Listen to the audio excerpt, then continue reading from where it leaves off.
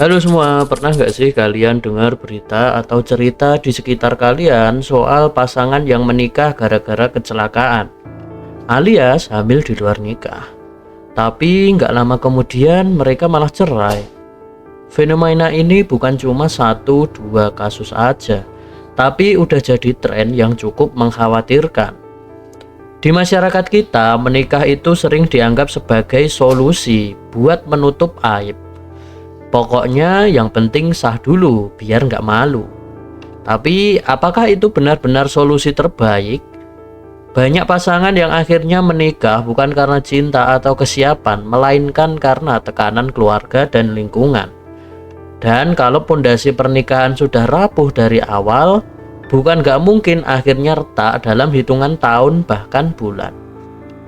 Jadi di video ini kita bakal bahas kenapa banyak pernikahan yang terjadi karena kehamilan di luar nikah malah berujung di pengadilan perceraian. Bukan buat menghakimi, tapi biar kita semua bisa belajar dari fenomena ini. Jadi simak terus sampai habis. Kita nggak cuma asal ngomong ya, karena ada data yang membuktikan kalau fenomena ini memang banyak terjadi.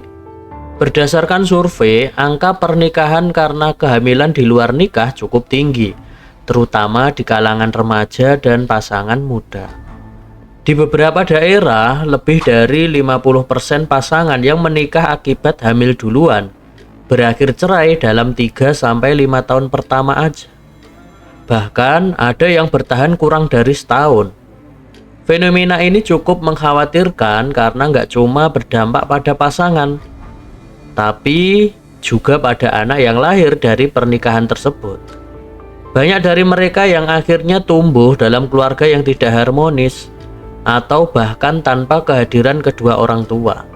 Ini jadi lingkaran masalah baru yang nggak selesai-selesai. Di Indonesia, norma sosial dan budaya sangat kuat. Kehamilan di luar nikah dianggap sebagai aib, bukan cuma buat pasangan yang bersangkutan, tapi juga buat keluarga. Masyarakat seringkali lebih peduli dengan apa kata orang dibandingkan dengan kesiapan individu yang akan menikah. Ada tekanan besar dari keluarga, terutama orang tua, yang merasa malu jika anaknya hamil di luar nikah. Mereka cenderung memaksa pasangan untuk menikah tanpa mempertimbangkan apakah pasangan itu benar-benar siap atau tidak. Dalam psikologi sosial, ini disebut social conformity, yaitu ketika seseorang mengambil keputusan bukan berdasarkan keinginannya sendiri, melainkan karena tekanan sosial. Akibatnya, banyak pasangan yang masuk ke dalam pernikahan dengan hati yang berat dan rasa tidak nyaman. Masalahnya, pernikahan itu bukan sekedar status sosial, tapi juga komitmen seumur hidup. Kalau dilakukan hanya takut dipandang buruk oleh masyarakat, kemungkinan besar hubungan itu tidak akan bertahan lama.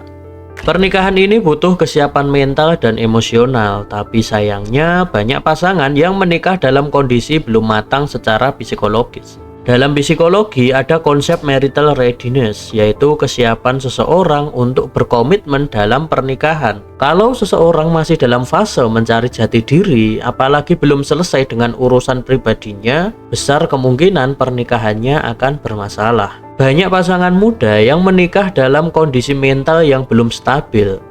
Mereka masih terbiasa hidup bebas, belum bisa mengelola emosi dengan baik, dan belum siap menghadapi konflik yang pasti muncul dalam kehidupan rumah tangga.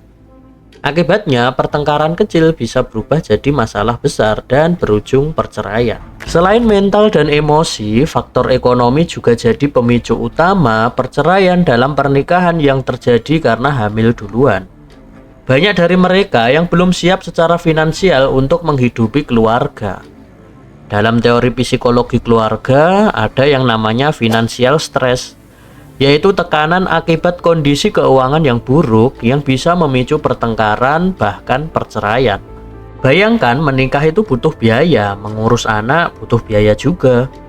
Kalau kondisi keuangan tidak stabil, maka konflik dalam rumah tangga pun semakin besar. Banyak pasangan yang akhirnya merasa terjebak dalam kehidupan yang sulit dan mulai menyalahkan satu sama lain. Cinta itu penting dalam pernikahan, tapi kalau pernikahan diawali dengan keterpaksaan, besar kemungkinan rasa cinta itu tidak cukup kuat untuk bertahan lama. Dalam psikologi hubungan ada konsep attachment theory yang menjelaskan bahwa hubungan yang dibangun dengan dasar yang lemah seringkali nggak bisa bertahan lama. Kalau dua orang menikah hanya karena keadaan tanpa ada fondasi hubungan yang kuat, maka konflik kecil bisa berkembang jadi masalah besar. Ini yang menyebabkan banyak pasangan akhirnya memilih untuk berpisah. Jadi dari semua pembahasan ini, apa sih yang bisa kita pelajari? Yang pertama, edukasi seksual itu penting. Banyak orang yang nggak paham soal konsekuensi dari hubungan di luar nikah. Makanya edukasi seksual yang benar itu perlu dilakukan sejak dini. Yang kedua, pernikahan bukan sekedar formalitas.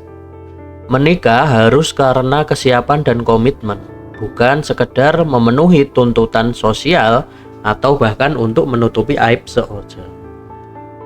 Yang ketiga, orang tua perlu lebih terbuka.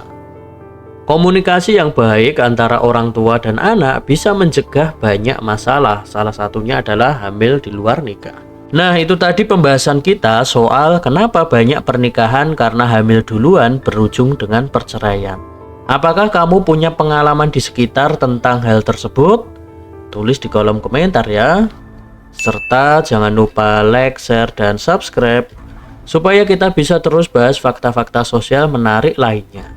Sampai jumpa di video berikutnya. Bye-bye.